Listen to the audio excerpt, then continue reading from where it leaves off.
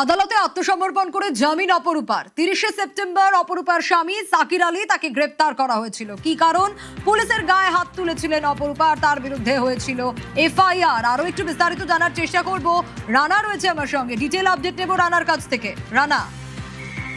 হ্যাঁ দেখো, গতকাল শ্রীরামপুর থানায় হাজিরা দেওয়ার পর এই অপরূপা পোদ্দার প্রাক্তন সাংসদ তিনি কিন্তু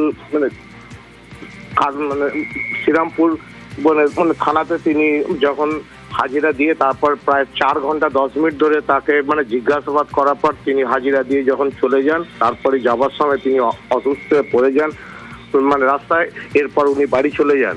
আজকে দেখা গেল শ্রীরামপুর মহকুমা আদালতে তিনি এসে আত্মসমর্পণ করে তিনি অন্তর্বর্তী জামিন চান এবং আদালত সেই অন্তর্বর্তী জামিন মঞ্জুর করে। 30 সেপ্টেম্বর তিনি কলকাতা ময়ূখ ভবনে যেখানে বিধায়ক ও যারা হচ্ছে সাংসদ তাদের যে বিশেষ আদালত, সেখানে তিনি তার কোর্ট অ্যাপিয়ার করবেন। তিনি ইতিমধ্যেই অন্তর্বর্তী জামিন নিয়েছেন, কারণ যেহেতু 30শে জুন যখন এনআইএ তার স্বামী সাকির আলীকে গ্রেফতার করে নিয়ে যাওয়ার সময় এলাকায় উত্তেজনার একটি পরিবেশ তৈরি হয়ে যায়। উনি পুলিশের সঙ্গে দুর্ব্যবহার করেন, এই অভিযোগ ছিল ওই অপূর্বা পোদ্দারের বিরুদ্ধে।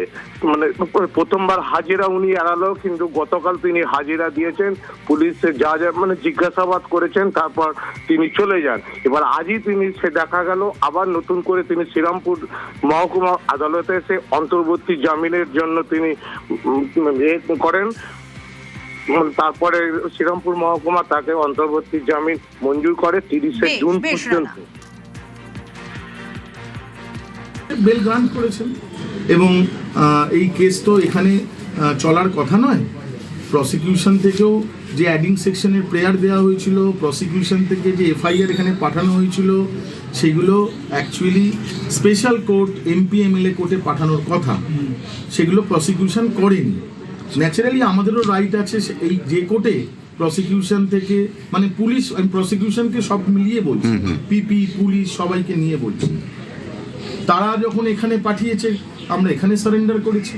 কোর্ট আমাদের কথা মেনে কোর্ট 30/9/2026 আমাদের এমপি এমএলএ যে স্পেশাল কোর্ট ট্রাইং কোর্ট সেখানে অ্যাপিয়ার করছি আমরা।